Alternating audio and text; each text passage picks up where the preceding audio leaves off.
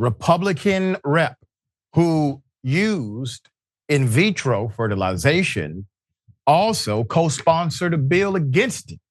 Now, I'm going to take you through a couple of twists and turns. Put up the picture full mass here. This is per the New Republic. GOP Representative Michelle Steele of California is outraged by the recent Alabama Supreme Court ruling restricting in vitro fertilization, IVF. Yet she supported a federal bill that would have done the same damn thing. Representative Steele tweeted, "As someone who struggled to get pregnant, I believe all life is a gift. IVF allowed me, as it has so many others, to start my family. I believe there is nothing more pro-life than helping families have children. And I do not support federal restrictions on IVF."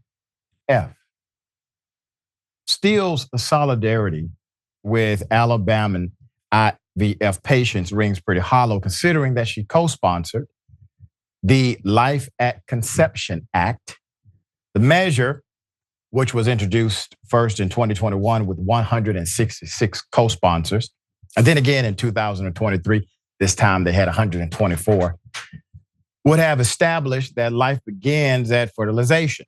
The bill has not advanced since. Like the Alabama ruling, the Life at Conception Act would have significantly restricted, if not effectively banned, IVF treatments as well, because it grants equal protection to pre-born humans.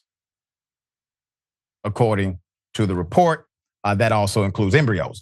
Since it's common for fertilized eggs not to survive the IVF process, the act will put doctors at risk of being charged with wrongful death of embryos because the law would interpret an embryo as having rights. That risk will be enough to basically eliminate the industry altogether, fear of liability, et cetera. And that is exactly what is now happening in Alabama. The state Supreme Court ruled 7-2 last week that embryos created through IVF can be considered children now and are thus protected under the Wrongful Death Act of a minor.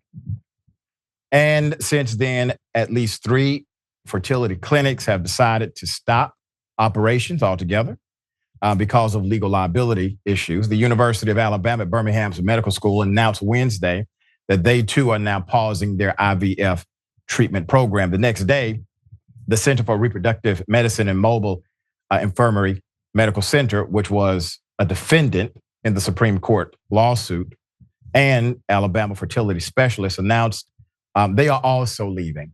They are also halting all treatment. The CDC lists a total of 8 clinics in the state that provide assistance for reproductive technology services. The question over embryos, which may be kept frozen until being implanted into a patient through IVF, ended up before the state Supreme Court after a clinic employee accidentally dropped and destroyed frozen embryos. 3 couples who owned the embryos sued under Alabama's Wrongful Death Act. The court sided with them. Meanwhile, Alabama AG, Attorney General Steve Marshall, revealed Monday an explosive device was detonated outside of his office building. This happened Saturday, February 24th. No one was hurt. Officials are conducting an investigation per HuffPost. It was not clear from the AG's statement if the device exploded on its own or did law enforcement blow it up themselves. HuffPost also noted the incident happened a day after Marshall said he would not enforce, hear me now, he will not enforce the state Supreme Court's ruling on IVF, though the AG's office did not connect the 2 events publicly. While Marshall, Steele, and other GOP lawmakers have spoken out against the Alabama decision, party leadership is rushing to preserve the GOP's supposed pro-family reputation. And on Friday, the Senate Republican campaign arm sent a memo to GOP candidates urging them to clearly and concisely reject efforts by the government to restrict IVF. In the memo, the National Republican Senatorial Committee slammed the all-conservative Alabama court's decision as, quote, fodder for Democrats to manipulate the abortion issue for electoral gain.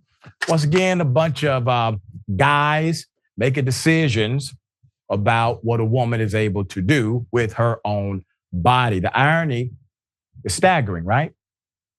So a woman does not have the right to choose to abort a fetus. Now Alabama's saying, and she doesn't have the right to aid, to have a catalyst to bring one to fruition. All right, she has no rights here when it comes to this. Whatever we say goes. Alabama's the same state, by the way. This was prior to Roe v. Wade being overturned. Alabama is the same state that passed a law so insane that literally it gave a woman who had an abortion more prison time than the who may have her.